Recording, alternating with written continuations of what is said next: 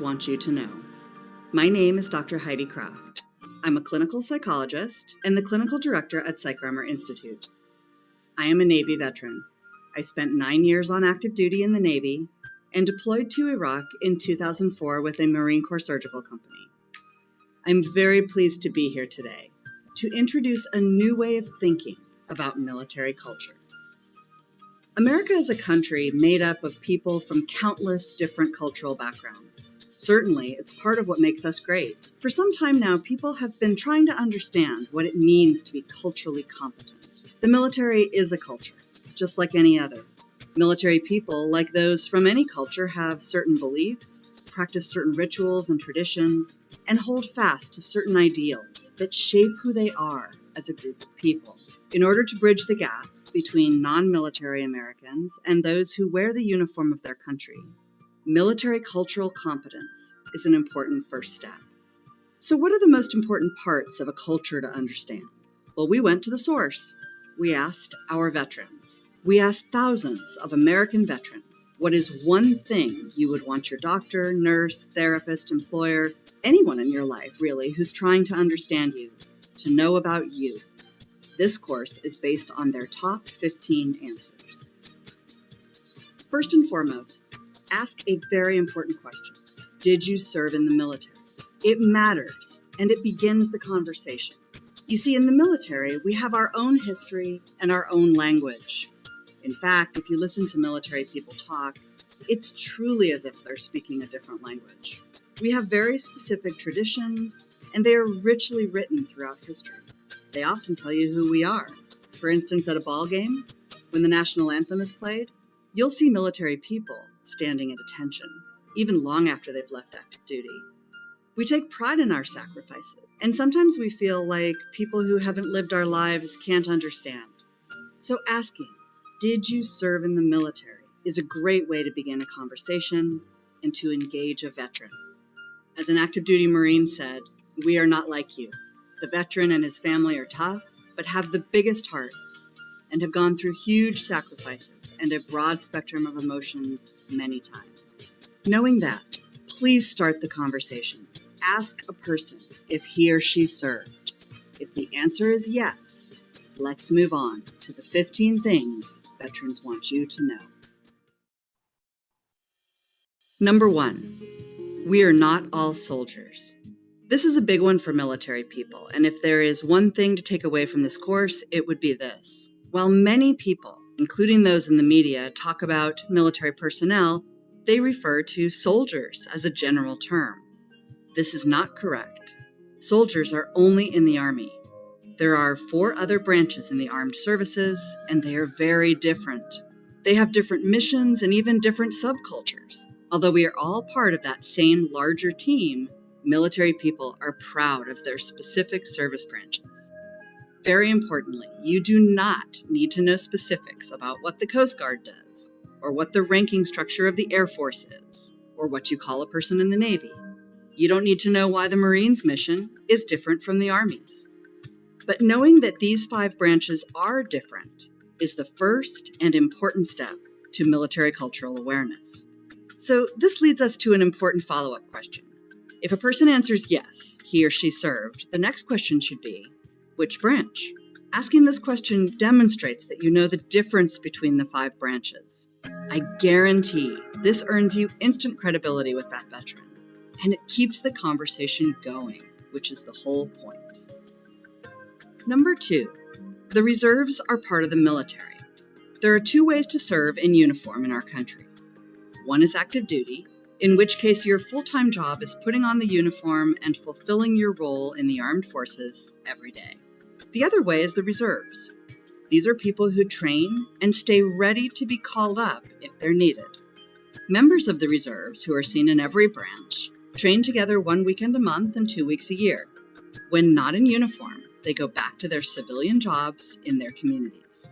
They will be called to help when our country needs them, either to augment a national defense-related mission or, sometimes in the case of the National Guard, to help in domestic, national, or local emergencies where additional support is required. When reservists are mobilized and deployed, they come home from their deployments and go right back to their civilian communities. but often they don't have the same support or resources as an active duty person does when they return. This can cause a significant amount of additional stress on military reservists and their families. Number 3, not everyone in the military is infantry. When we think of the classic, generic version of the military person, we definitely think of infantry. This is an image probably fed through our culture from the time we're young. But the truth is, the range of what people do in the military is truly remarkable. We are expertly trained in literally hundreds of jobs, from mechanics, cooks, pilots, and sailors, to divers, administrators, doctors, musicians, to weapons specialists, military police, firefighters, and air traffic controllers. We operate, maintain, and fix all types of weapons, aircraft, sea vessels, vehicles, equipment, and machinery. Knowing this, the third important question to ask after learning a person served and in which branch would be, what did you do during your service? What was your job? This shows that you know there are many different things a military person could have been trained to do. It's an acknowledgement or a validation of that person's training and skills and how hard he or she has worked to be an expert at that job. It also demonstrates that you understand each individual job is vital to the overall execution of the military's mission. This will help you to consider the impact of different occupations might have, physically and mentally, in order to be sensitive to that in conversation. As one veteran explains, our bodies are pounded daily. By the time I hit retirement age, I will have lost several inches off my height due to daily stress. Number 4, we have leaders at every level in the chain of command. Almost immediately out of basic or officer training, military people are responsible for those that work for and with them. And there's a sense of real leadership that's engendered, taught, and truly embraced all the way down to the lowest level of the chain of command and all the way up to the highest. Leadership is a very important factor in military service. Those who wear the uniform feel responsible for others and accountable to others. And this is a large part of the pride we take in our service. Number 5. We are always on duty. In the military, there are no days off, even when a person is on leave. We can be called back at a moment's notice if the unit is getting ready to deploy, or in the case of an unexpected mission demand. So even when we're on vacation, we're not really on vacation. Here's a quote from a Coast Guardsman. I am always on call. I can never plan a vacation because an operation can come up at the last minute. Work schedules are pretty tough at times. Number 6. We take pride in our appearance and in our conduct. Military people take appearance, conduct, and physical fitness very seriously. Even out of uniform, we're held to a standard with regard to how we look. Physical fitness matters in a real way. We need to train so that when we're called, we're ready to accomplish that mission. Likewise, we're responsible for maintaining a standard of conduct. In fact, active duty people are held to an actual code of military justice. It's a set of rules that governs military people, and we can be charged with crimes based on these rules and held accountable in court. Some people have perceptions about military people that maybe they're rigid based on the way they look. In fact, we like to think of ourselves not as rigid, but as proud. Simply stated, this is just the way we've been brought up, and we believe that these standards have a purpose. Number 7, we did not all kill someone, and those who have do not want to talk about it. This one doesn't need a lot of commentary. Unfortunately, this is a question that gets asked of our military veterans far too often. I realize people are just curious, but I hope this course will educate you to realize that this is not a question any military veteran wants to be asked. Whether he or she has lived through this or hasn't, it's not a question that should be asked of military veterans. Please don't ask us that, ever. Number 8, we do not all have PTSD. There's a general perception that anyone who deployed to combat develops PTSD, and that's just not true. A vast majority of veterans, including combat veterans, do not go on to develop post-traumatic stress disorder. Some people might have symptoms in the acute aftermath of any kind of trauma, but then experience a natural recovery process. This is also true for combat. While combat can certainly be very traumatic, it can also lead to great moments of reward and friendship and love. Number 9, those of us who do have an invisible wound are not dangerous, and we are not violent. Invisible wounds of war, including post-traumatic stress disorder, traumatic brain injury, depression, and substance use disorder, are not obvious to someone looking at a veteran, but they are real injuries, causing real suffering, and they deserve the same respect and treatment as physical injuries. The media has created a bias that insinuates those with PTSD might be violent. This is not true. Those of us with invisible wounds of war may be injured, but we are not violent. Number 10, it is really hard for us to ask for help. The military culture is based in service, sacrifice, and helping, or even rescuing others. It is others-based, and historically has not valued self-care or help-seeking behaviors. There's an expectation of mission accomplishment, even at personal cost. Because of this long-standing cultural bias, reaching out for help for ourselves is difficult for military people. Some veterans view asking for help as a sign of weakness. It also takes a great level of trust for a veteran to allow him or herself to be vulnerable. Please have patience and don't give up on us. Number 11, our military service changes us. That change is permanent, and that's okay. We wouldn't expect anything else. Like I said, it's a culture with its own traditions, rituals, language, standards, expectations, stigma, wonderful moments and horrible moments. It's unreasonable to think that a person will go through those experiences and be unchanged. Number 12, we differ in how much we identify with the military after we leave active duty. As in any culture, some people find themselves truly defined by their service and their association with the military. Others consider it part of their past and move on from it. If I'm getting to know a veteran, I like to ask these questions. How has your military service shaped you? How does it factor into how you define yourself now? Again, there's instant credibility in those questions, as it gives us a chance to see that you understand. We are all different, both while we serve and after we serve. Number 13, our families serve with us. Military families have some of the most challenging jobs in the world. They're subject to frequent separation from their loved ones and moving from place to place, sometimes every 2 or 3 years. It's difficult to establish schools for the kids or jobs for the spouses. Then the service member comes back from deployment and wants to take back some of those responsibilities that he or she used to have. And the spouse feels like, I've really got this process down. I know what I'm doing now. All of this requires flexibility, bravery, strength, and resilience. Anyone who knows a military family knows that all those words define us. Number 14, we would die for each other and we would die for our country.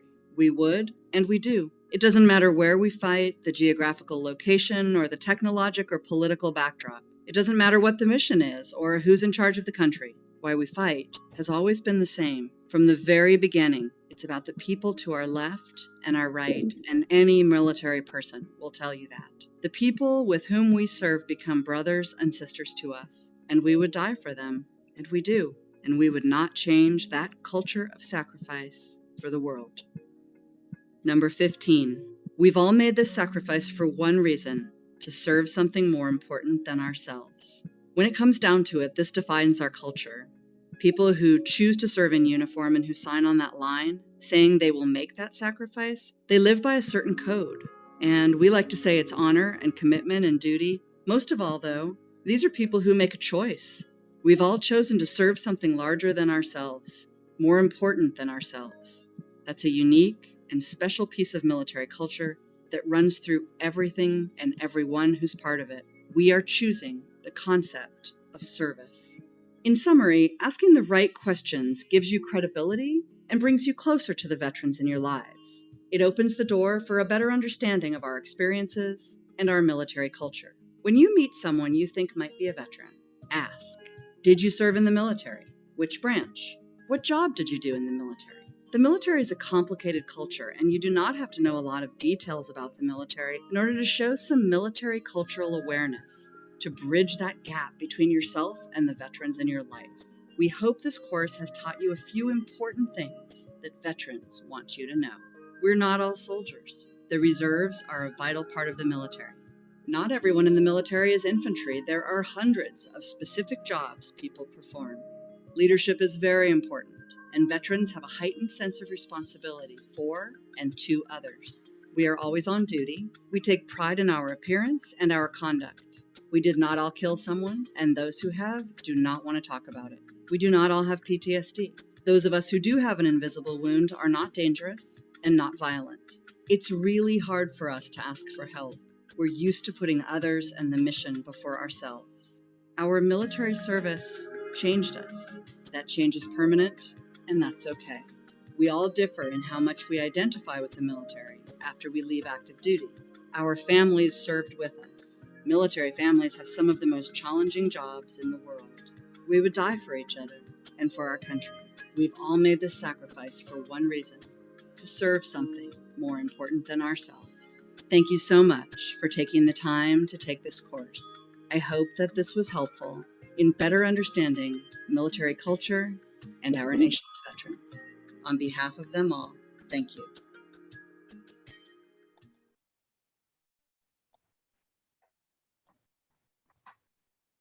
So first of all, if you are a veteran, thank you. Or if you have a family member that has served, thank you. So I would love to introduce Lowell Johnson, who will be our moderator today. As I mentioned earlier, Lowell serves as and has been our lifelong volunteer in our community. And he currently chairs our coalition. So thank you, Lowell. And I will pass this to you to introduce the veterans that are agreed to be part of this today.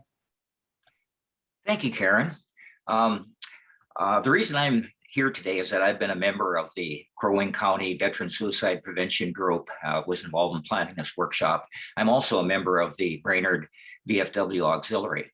So we're going to start off with, I'm going to ask the panel members to introduce themselves.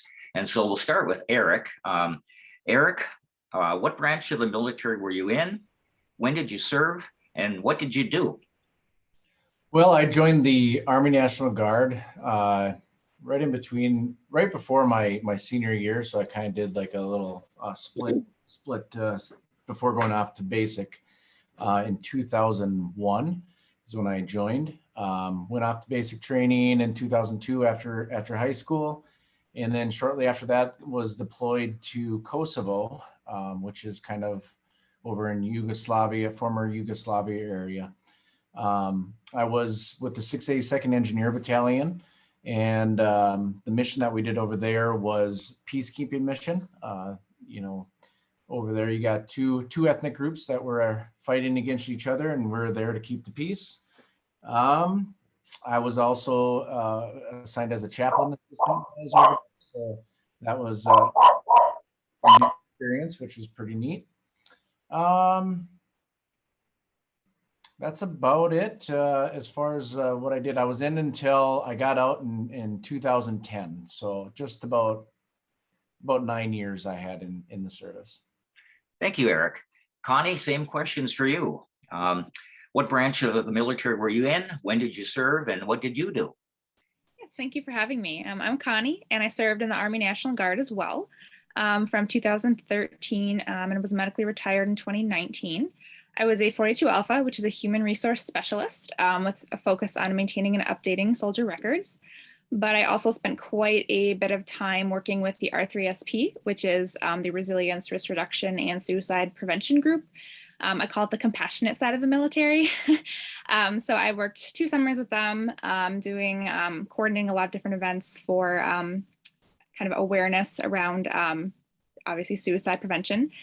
We did like 5Ks and ran a booth at the state fair. And then I also was a suicide intervention officer as well, and an ACE trainer, which is Ask Care Escort, teaching peer-to-peer suicide intervention and prevention to service members.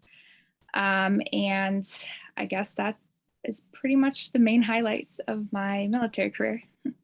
Thank you, Connie. Jim Newgard, you are next. Same questions. Which branch did you serve in? When did you serve and what was your job? And Jim, you appear muted on my screen. How's that? Good. You hear me? Yep. Okay. I was in the Navy from 1963 to 1966. I was trading in surface craft engineering. Most of my specialty was in diesel and gasoline engines and a lot of auxiliary equipment that are on ships. During my tenure, I was also sent to a lot of survival schools, and of course, this is just as Vietnam was heating up, so we kind of figured what was going on. The ship was deployed to the Westpac, and as we got over there, We had went on several big operations, where as a small craft engineer, and we're landing Marines on the beach in places like Chulai and trying to think of the other one. It's been so long ago, I can't remember all the names of the places. But then there was a shortage of engineering people in Da Nang. So the ship was anchored there, and a lot of the engineering people had to go out on small boat duty, doing anything from unloading cargo to patrolling the river, looking for fighters and contraband and things like that. I was discharged separated in 1966, and got home. Didn't think too much about it after that, but I did keep in contact with some of my old shipmates for quite a while. And but as time went on, those things kind of faded out. But one of the things that during the video, which which really hit home for me anyway, was that talk about how we care for each other, we took care of each other. And most of the veterans that I know, they always said, we were not fighting for some big political purpose. We were fighting for that guy next to us. Okay, thank you, Jim.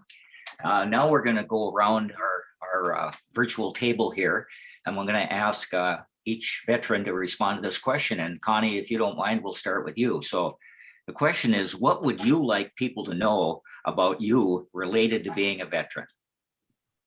Yes, thank you. I have a handful of thoughts about that. A lot of them tie into the video that we just watched. But starting off, it means a lot to me in particular when people do ask if I served, because as a woman veteran, I often feel like my service is a bit invisible. I don't get asked very often if I served, and I don't think there's a lot of identifiers necessarily for women veterans as much as there are for male veterans when it comes to being able to tell if someone served, like the haircut or the tattoos or a specific gear like a baseball cap or a shirt just isn't as prevalent among women veterans. So I particularly appreciate being asked about my service. And another piece kind of related, I know, to healthcare or employment, a major value in the Army is selfless service. I think that goes for the military as a whole. And this makes self-advocacy very hard.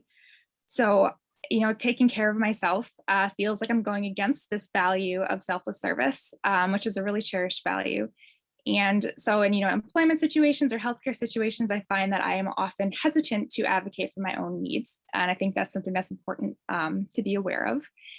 However, I do want to note too that being in the military and having, being a disabled veteran and, having some both good and bad mixed experiences doesn't make me unrelatable to the general population. I have 4 stepkids, I have a spouse, I love to eat Italian food. I love to binge watch Netflix on weekends. So I have all of these things that are, in my life that are important to me that I can relate to others with. So I think, it's, even though sometimes asking veterans about their service, if someone hasn't served or doesn't have a close family member who served, can maybe feel uncomfortable, I think it's important to remember that as veterans, we're still very normal people. We just have some different experiences and different military culture values that maybe make us different in some things, but not across the board.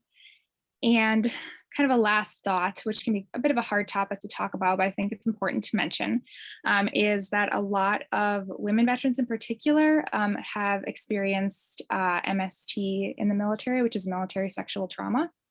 And I think especially in any kind of healthcare setting or employment setting, well, you don't want to just ask outright, did you experience MST? I think it's important to keep in mind that, if a veteran has experienced that it can impact maybe trust and comfort when it comes to authority.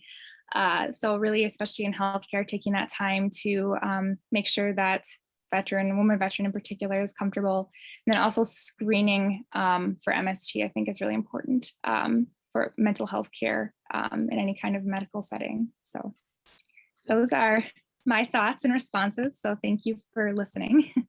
Thank you, Connie. And before we go, I'm going to ask Eric to go next, but I forgot to say earlier to the general audience here, as we're listening to the veterans talk about their service. If you have questions for the Q&A time, please put them in the chat box. And when we're done with our panel discussion, we'll answer as many questions as we can. So going to go over to Eric. So same question for you. What would you like people to know about you related to being in the military? You go back to the video and you talk about how it just kind of changes who you are. I think it helped make who I am today. I wouldn't be in the position in what I feel in my success in this world, however great or small it is, without that military, the Army values and the experiences that I had serving this country with those around me. I think it kind of definitely made me know that I was going to be a servant in this world, and serving others is something that is near and dear to me. Like you said, I will help others before I help myself, and that is a downfall. But I don't see it that way, because others are more important than myself. So, with when I got out of the military, there was like a sense of camaraderie, missing camaraderie in that the band of brothers and sisters. You share experiences together that you really can't experience or talk about with other people, because they just didn't have the same experiences. And I was missing a big void, and I found that when I volunteered for the fire department here in town, and I found that sense of camaraderie again. So a lot of veterans, I feel, have that earning, and especially and I can speak for myself, to continue to serve even when out of the military. I am also, when the opportunity came up for the Veteran Service Officer position for Crow Wing County, it was something that I was called to, and felt like something that would fulfill kind of what I'm supposed to be doing, and giving back and helping veterans receive their VA benefits through the federal and state and even local assistance with that. So advocating for others, and that is something that I feel took on from the military, and serving there first. Okay, thank you, Eric. Jim, you're next, and same question. What would you like people to know about you related to being a veteran? Well, first, I'd like to congratulate Eric with his abilities as VSO. He and I have had some experience here lately, and I tell you, he's doing a dynamite job as far as I'm concerned as a veteran. One of the things that it's kind of like a recapping, but I definitely have to agree that military service does change people. And in my particular aspect, I think it changed me for a better in a lot of respects. One of those is I learned how to adapt to responsibility very early in life. I enlisted in the Navy when I was 17 years old. And so I was still pretty young, all the way through my naval career. But it's still, here you are, 18, 19, 20 years old, and you accept a lot of responsibility, for other people as well as for yourself. And I think, one of the things I've always told people, if it hadn't been for the military, it probably would not be the person I am today. Okay, thank you, Jim. Now, this next portion, I'm going to ask Connie and Eric and Jim if they have any kind of comments or questions or reactions to what you heard from the other panel members, and we'll just sort of have an open kind of discussion for a few minutes before we turn to the Q&A. So any one of you three can go first, and we'll just kind of talk openly for a bit. Yeah, I think I can start first. I think it's just important for everybody to know that not everybody's military experience is exactly the same. It's unique.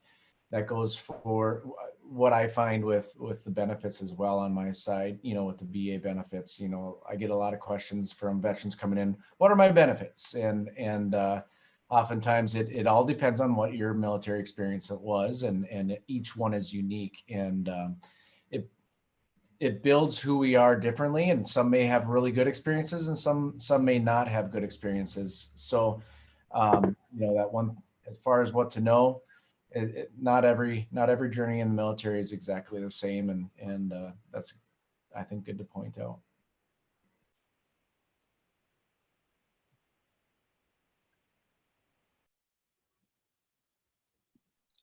I'm glad that both of our other participants discussed how it really does change you, and that's not necessarily a bad thing. I know that was touched on in the video, and I know I didn't touch on that in my response initially, so I really appreciate that the other panel participants did, because it is very true. It does change you, and again, it's not necessarily a bad thing, but it's something that changes the entire trajectory of your life and your goals and everything. Well, one of the things I think that I learned too is, like I mentioned earlier, is a lot of responsibility. And I think that during my working life, it always taught me, like in the Navy, I mean, when you were told to be someplace at a certain time to do a certain thing, you'd best be there, or they can make it rather uncomfortable for you, which I always was. I mean, if it came time to stand watch in the middle of the night, didn't matter. You know, I mean, had my feet on deck, get dressed, and get down in my watch space. When I got out in the working world, I just could not believe some of the things that people were doing out there. Like, they get paid and they wouldn't show up for work for 2 or 3 days. And I kept scratching my head, and I thought, you know, when somebody hires you, they depend on you to be there to serve on a particular function. And if you're not there, they've got that big void in that function. And I think part of that military thing is it taught me how important it was to be there when you're needed.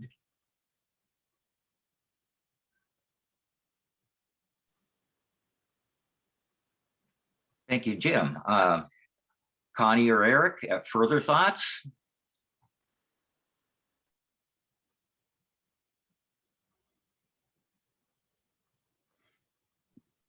You know, I don't have any further thoughts, but I would like to maybe touch on some of the chat questions that I've noticed appear, if that's okay. Yeah, yeah. I think we should move into the chat questions. So let's see. Actually, Sean Bowman has her hand up, and so her hand's been up for quite a while. So I'm going to ask Sean to have the first question or comment. And you're muted, Sean. I don't have a question. I don't know how to turn that off. Okay. Thank you. I put it down for you, Sean. Thank you.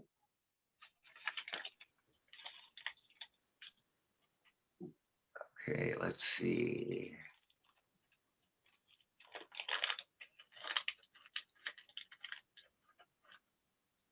Lowell, I did read one of the questions as if Connie could speak to how her military experience was different for a woman versus a man, kind of thing, is what Beatrice, I believe, asked. She said, Connie, would you expand on the difference women experience than their male counterparts? Yeah, I would be happy to touch on that. Obviously, I'm speaking from my own experience and not on all, not for all female veterans, but I do think with the female veteran experience in general, unfortunately, there is a lot of sexism that's in the military. It's getting flushed out, and there are a lot of really important and meaningful changes happening, but it changes the dynamic in the sense that you're trying to be professional and be able to grow your career and work with people, but then if you are treated differently based on, your anatomy, it gets really challenging, especially in such a hierarchical and rigid structure where, maybe a supervisor says something to you and you don't really feel like you have the recourse or the ability to report it or make meaningful changes with it. And I think too, that's one aspect of the experience. A lot of it is very similar with, physical expectations and things like that. But, post service, I have noticed that at least in the central Minnesota area, I don't feel as though there are many spaces that are dedicated mostly for women veterans. While I am thrilled that we have, DAVs and VFWs and Legions, which are all very important, those are often male dominated spaces. So it's harder to sometimes find spaces that feel as welcoming and make me feel as visible as a woman veteran. So I think that's one of the major kind of differences, is that sense of visibility and acknowledgement between male and women veterans. And then I wanted to touch on too, if we could for just a moment, there was a question earlier about resources for screening for MST. I'm not personally aware if there are any specific healthcare related tools that are available outside of the VA, but if someone else does know a tool, I would appreciate if they could share that.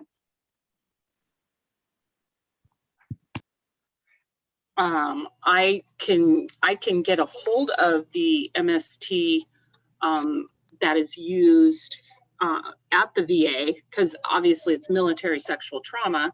I could work with our person in charge of that here if there's someone interested.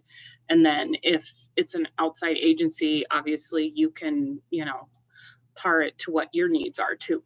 So I also want to mention though, that male veterans do experience military sexual trauma as well, not at the rate of female, but they do. And so we have to keep that in mind as well. So. Well, this is Tina. I'm actually the one who asked that question. And if there is, I'm actually a substance abuse nurse care coordinator. And so I do a lot of the initial intake with individuals who are coming into our facility for treatment for substance disorder. And if you could get a hold of that tool for me, I think it would be really helpful. Just for some of the verbiage, we want to be really sensitive on how we ask those questions specifically to veterans. I think there can be some difference between a civilian and a veteran when asking those questions. So the language would just be really helpful, and we want to be as respectful as possible as well. So if you wouldn't mind, I would really appreciate that. Tina, I think what I'll do is I will give you our MST counselor's email information, and then you and she can figure out what's best, because she's the content expert on that. How's that sound? That sounds perfect. If you want to throw it in the chat, that'd be great. Sure. Thanks. A very provocative question has come up in the chat from Crystal P. So it is, I'll just read it to the assembled group. Do you have any suggestions when working with veterans who obviously need help, but are reluctant to not only ask for help, but accept it? I'm currently working with a veteran who is struggling with depression. Crystal, if you're able to answer, expound on that, are you a professional or are you somebody who's a friend or a family member? I think looking at that context would definitely affect how I would respond to that. She did answer in the chat box that she's a licensed social worker. Okay. So I would say they've already reached out to you, first of all, the way it looks like, if you're working with them. And so continuing to build that trust with them, I think is important. I think a lot of veterans have a lack of trust to begin with, and maybe other people as well, but build that trust. Don't pretend to know. I mean, I would work with them as like any other person that you would, honestly, and just kind of go about seeing how they react to that. Yeah, that's a tough one. Now, I would definitely reach out to somebody, and once you built that trust, to have them, if it's beyond the capacity that you can help them out with, as far as like mental health in counseling and stuff, reaching out and finding somebody that they might be comfortable with as well. One feedback from the veterans that we have is, with this telehealth and bouncing around from one person, once they establish that trust with somebody, they don't want to be bounced around from person to person. It's vulnerability, really, and a lot of veterans don't like to feel that vulnerability because they're supposed to be tough. So I guess I'd like to comment on just my personal experience. I've got some friends from church that I've known for quite a long time. And first of all, I didn't even know they were veterans for the longest time.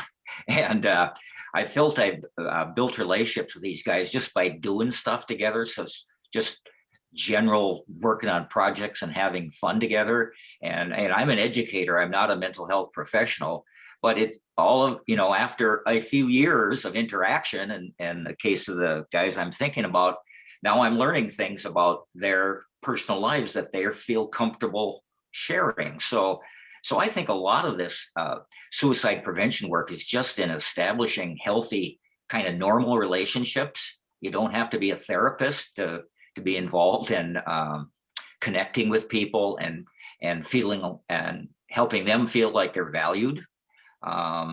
So that's my go-to about trying to work on this without having to be have the credentials of a licensed therapist. I'd like to enter in here a little bit. I'm a retired healthcare professional, and there are a couple of things that come to mind when you talk about helping a veteran who is dealing with depression. I find that it's tempting to be the only resource person to help the person with depression, and that's a real dangerous avenue to go down. Typically, there are two avenues to helping those of us who have had depressive issues. One is the therapeutic involvement, and there are lots of resources out there. The other is the medical involvement, and if we ignore the use of antidepressants and the medical intervention, then we're only helping people in a halfway kind of a venue. So teamwork in my history and working with people with depression is really important.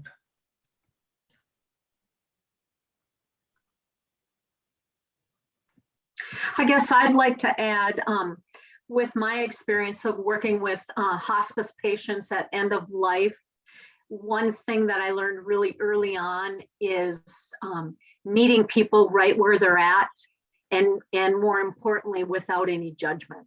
So that reflective listening, I think, is really important. And the piece without judgment isn't always easy, in our conversations, just with our daily conversations with people, but especially those that are at end of life.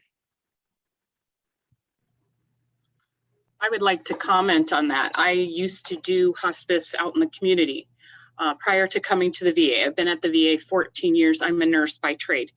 And I'm shameful to admit, we didn't ask people if they were veterans as they were dying. And when I came to the VA, I started just in their home care program. And I had some, at that time, World War II veterans say to me, what is God going to think of me?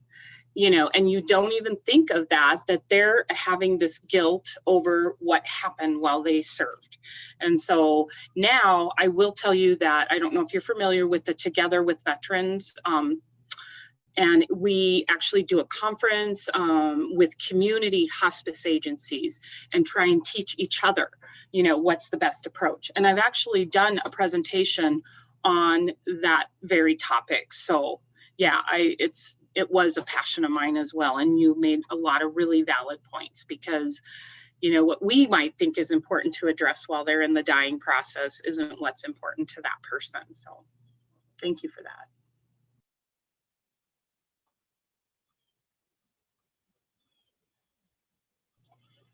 I did put in Joy Finkelson's resource contact for the military sexual trauma. Every VA in the nation has to have at least one MST coordinator, and that is ours here at St. Cloud. So. And I guess I want to say, since I've had the pleasure of working with Laura, she's got our local group established here. The VA has got lots and lots of resources that I've learned about through her, and including there's a whole lot of short videos that, because part of the solution to veteran suicide, as I understand it, is for those of us who are not veterans to understand military culture and how that experience influenced them. And so we may, I'm going to encourage everybody to fill out the SurveyMonkey evaluation about what you would like to see us offer next, because there are a number of other short videos of veterans or veterans' family members talking about that experience of military culture that could be rich for future workshops or webinars. So there's just a lot out there that's very valuable in my estimation. So we need to keep the conversation going. So please fill out that survey and let us know what your interests are as we plan a future webinar. I'd like to add in here too, you know, with the contacts and stuff, please feel free to reach out to me. I'm the Crow Wing County Veteran Service Officer, and I can, you know, my job is not only to help do paperwork and get everything ready for the VA, but it's also to be there for a resource guide and that. I did notice that several of you were from not in the Crow Wing County area. And so some of you might be wondering, you know, Minnesota has, every county in Minnesota has a veteran service officer to work with the veterans in their county. We do cross over and work with other veterans outside of our county as well.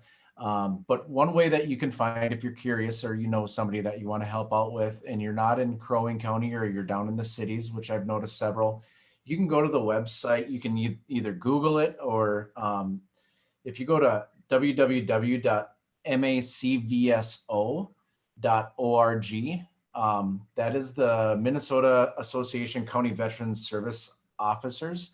And you can click on find a CVSO and you can find your county veteran service officer. But again, I am here to answer any questions if anyone needs it. And if I need to, we can reference you and find somebody to be able to help you locally as well. Eric, can I just ask you quickly to repeat that, that .org? Yeah, it's MACVSO.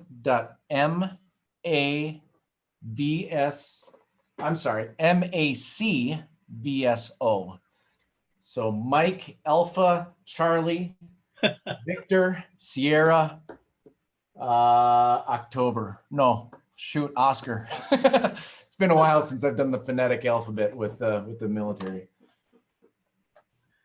I kind of want to offer the same thing as Eric related to the VA. As everyone pretty much knows, obviously we're the federal government and it can be very overwhelming. If you have questions, even not related to exactly suicide prevention, I know a lot of people, and if I don't have the answer or the person that we need to contact, I will help you. And again, it's I have some contacts at the Minneapolis VA, but sometimes it's just getting you in the right direction. And so again, if it's, you know, something you need via the VA, I always joke at St. Cloud here, we have about 1,900 employees. I think I know about 1,800. I'm pretty out there, and I'm only one of one in this job here at our VA. And so, you know, like I said, I make a lot of connections. So please don't, you know, hesitate to reach out to myself either. It's Laura, Laura Kunsleben. I don't even know if it pays to spell that one. Kunstle as boy, and there it is on the screen at, and oh, we're missing va.gov. And just for some awareness, I will be changing my last name probably in the next couple months.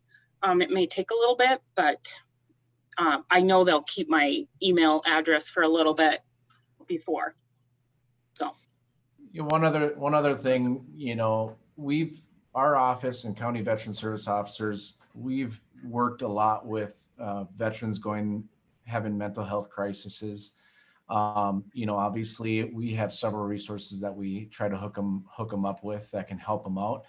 And oftentimes it's lack of, you know, finding out what their benefits are and getting them involved with compensation that they need to help pick them up off their feet. There's a lot of benefits through our office that are applied for, you know, that we've been able to assist and help out in that area to help not only just get them through the crisis, but to also sustain them a little bit better through getting them into the VA healthcare and things like that. So I'm a little biased, but my benefits, I think, help out a lot. Sometimes it doesn't though. So it's not what they're looking for, but oftentimes it gives them the tools and the resources to be able to move forward. Eric, Yeah, do you have an office in Brainerd? I do. I'm on 204 Laurel Street. I'm in the Okay. community services building. First floor, first door on the right. The other thing I just wanted to mention too, when you fill out the monkey survey monkey, sorry, it's Monday. I am able to do suicide prevention training, gatekeeper training, and it's about an hour long as well, and it would be free. Some of you may have joined it previously. We've offered it through Crow Wing Energized, but it really it can help with your professional career and your personal, for someone you might be concerned about, or for you yourself. You know, this has been a tough time lately, especially with the pandemic and everything else going on. So. Lowell, we're getting close to 11 o'clock. Yeah, are there any other questions for the panel?